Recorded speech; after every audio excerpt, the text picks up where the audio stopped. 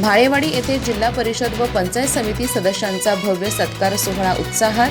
जनतेचा विश्वास हीच ताकद, विकासासाठी सर्वांगीण नियोजनावर भर. ग्रामस्थांची मोठी उपस्थिती, एकजुटीतून आदर्श गाव उभारणीचा निर्धार. चंदगड तालुक्यातील म्हाळेवाडी येथे नूतन जिल्हा परिषद आणि पंचायत समिती सदस्यांच्या सत्काराचा भव्य सोहळा उत्साहपूर्ण वातावरणात पार पडला.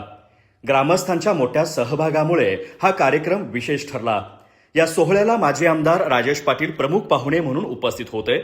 त्यांच्या हस्ते नव्याने निवडून आलेल्या सदस्यांचा सन्मान करण्यात आला. कार्यक्रमाच्या अध्यक्षस्थानी सरपंच सी.ए. पाटील होते, तर शिक्षक संघाचे नेते शिवाजी पाटील यांनी प्रास्ताविक करत कार्यक्रमाची रूपरेषा मांडली.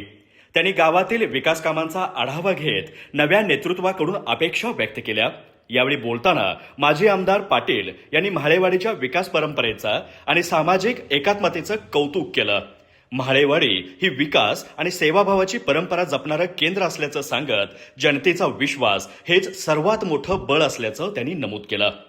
शिक्षणातील दर्जात्मक सुधारणा, आरोग्य सुविधांचा विस्तार, शेतीतील आधुनिक तंत्रज्ञानाचा वापर तसेच रस्ते, पाणी, वीज यासारख्या पायाभूत सुविधांवर भर देऊन गावच्या सर्वांगीण विकासासाठी प्रयत्न सुरू असल्याचं त्यांनी सांगितलं.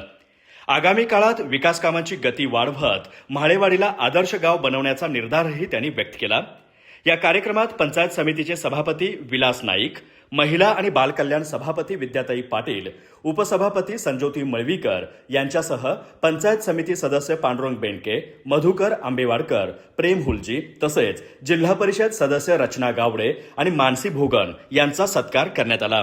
मान्यवरांनी आपल्या मनोगतातून नव्या सदस्यांना जबाबदारीची जाणीव ठेवून काम करण्याचं आवाहन केलं.